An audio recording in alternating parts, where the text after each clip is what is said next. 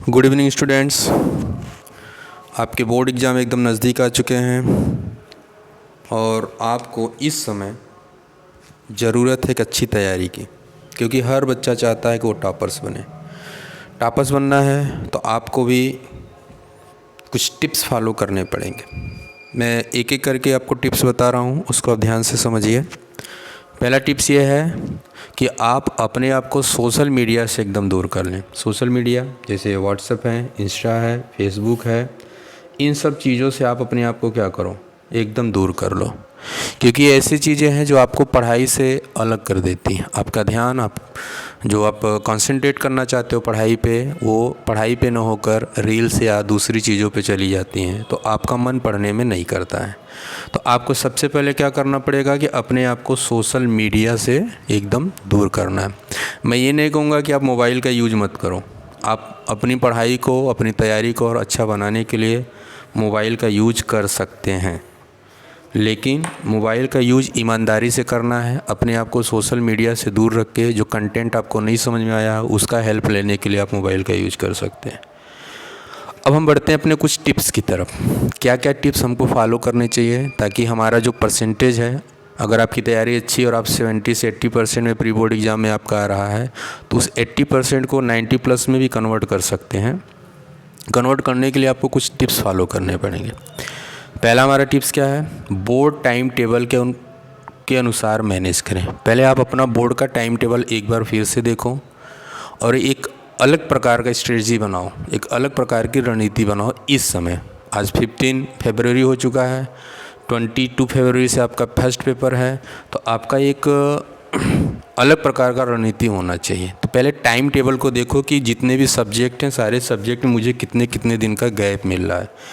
तो अगर हम एक एक करके देखें तो हमको 22 फरवरी को हिंदी, 27 फरवरी को मैथ, 28 फरवरी को संस्कृत, 29 फरवरी को साइंस, 4 मार्च को इंग्लिश है, 6 मार्च को आर्ट है, 7 मार्च को एसएसटी है। आप एक बार टाइम टेबल और भी कंफर्म कर लीजिएगा।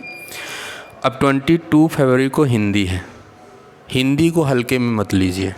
हिंदी एक ऐसा सब्जेक्ट है जो आपके परसेंटेज को बूस्ट कर देगा, इसलिए हिंदी की तैयारी ज़बरदस्त करिए। लेकिन यहाँ पे ध्यान दीजिए आप कि 29 को आपका साइंस है, अब 22 के बाद 27 को मैथ है, तो 22 के बाद 5 डेज आपको मिल जा रहा है मैथ के लिए, अच्छा गैप है। 27 के बाद संस्कृत जिनका होगा उनको बिल्कुल समय नहीं मिल रहा है, तो इस समय 15-16 जो आपके पास डेट बचा, इसमें एक बार संस्कृत को रिवाइज़ कर लें, ठीक है। और जिनकी संस्कृत नहीं होगी तो 22 को हिंदी है, तो हिंदी से पहले आपको 2 दिन साइंस के लिए देना पड़ेगा, मतलब आप 16-17 साइंस के लिए दे दीजिए। इसमें आपको साइंस अच्छी तरह से रिवाइज़ कर लीजिए, क्योंकि मैथ के बाद आपको साइंस पढ़ने के लिए सिर्फ 1 दिन मिल रहा है। तो अगर आप इधर 2 दिन साइंस में दे देते हैं, उसके बाद 4 दिन बचेगा आपका, 4 दिन आप हिंदी में दे दीजिए, अच्छे से आपका प्रिपरेशन हो जाएगा। और साइंस को भी इस प्रकार से 3 दिन मिल जाएगा आपका, तो साइंस को हम मैनेज कर लेंगे। इसके बाद हमारा क्या है, इंग्लिश में अच्छा खासा आपको टाइम मिल रहा है तैयार करने के लिए। आर्ट है, आर्ट को भी हल्के में ले लीजिए, ये परसेंटेज को बहुत अच्छा बूस्ट करता है। आर्ट में क्या क्या चीज़ें होनी चाहिए, साइज़ फिगर का कितना होना चाहिए, फिगर की साइज़ को हम कैसे माप करते हैं, किस में हमको कलर डालना है, किस में कलर नहीं डालना है, शेडिंग कैसे करना है, इन सब चीज़ों को एक बार जाके यूट्यूब पर आप देख लीजिए, क्योंकि इसको अगर अच्छे से कर लेंगे तो आपका परसेंटेज अच्छा चला जाएगा। इसके बाद आपका लास्ट में एसएसटी आता है। इसके लिए भी आपके पास 2 दिन का समय है, तो 2 दिन में आप रिवाइज़ करने का प्रयास करिए। आगे देखिए, अब हम रिवाइज़ कैसे करेंगे ये समझिए। जैसे 4 दिन का आपके पास गैप है, तो आप उस डे को कन्वर्ट कर दीजिए कि एक दिन में मुझे पूरा हिंदी का पूरा एमसीक्यू और वेरी शॉर्ट तैयार कर लेना है। दूसरे दिन में हमको क्या करना है, जैसे पोएम वगैरह है उसको रिवाइज़ कर लेना है। तीसरे दिन में क्या कर देना है, शॉर्ट क्वेश्चन, और 4th डे में लॉन्ग आंसर टाइप क्वेश्चन अगर ज़रूरत पड़े तो, नहीं तो एक बार फिर से आप वेरी शॉर्ट और शॉर्ट को रिवाइज़ कर लीजिए। अगर आपके पास समय कम है, 1 ही दिन है, 2 ही दिन है, तो ऐसी स्थिति में लॉन्ग और शॉर्ट को टच न करें। मैं एमसीक्यू और वेरी शॉर्ट पे ज़्यादा फोकस करें, क्योंकि ये क्या करते हैं, इसमें टोटल मार्क्स आपको मिल जाता है। तो इसको तो आप जो तैयारी करो ना कि तैयारी आपकी ऐसी है कि उसमें से अगर क्वेश्चन आए तो वो बच के ना जाए, वो आपका एग्ज़ाम सही होना चाहिए। तो एमसीक्यू वेरी शार्ट को बिल्कुल ज़ुबान पे रख लीजिए, ये आपके लिए बहुत फ़ायदेमंद होगा। अब आपको एक प्रॉब्लम यहाँ पे आएगा कि हम एमसीक्यू और वेरी शार्ट कहाँ से तैयार करें।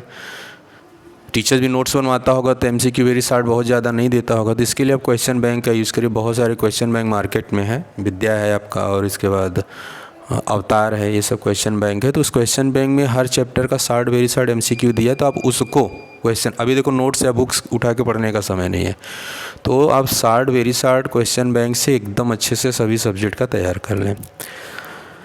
जब आप क्वेश्चन बैंक उठाए ना, तो क्वेश्चन बैंक में खासियत होता है कि क्वेश्चन के आगे सन दे देता है कि किस सन में कितनी बार पूछा गया। तो जो क्वेश्चन बहुत ज़्यादा या जितने भी सन वाइज क्वेश्चन है उसको ज़रूर टच करें, उसको ज़रूर तैयार करें।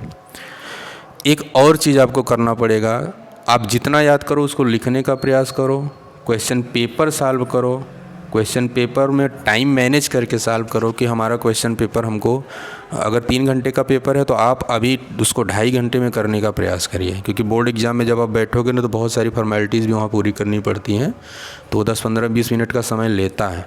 तो आप उसको अगर 2.5 घंटे में करेंगे तो आपका पेपर छूटने का चांसेस एकदम कम हो जाएगा। इसको तो ज़रूर मैनेज करिए।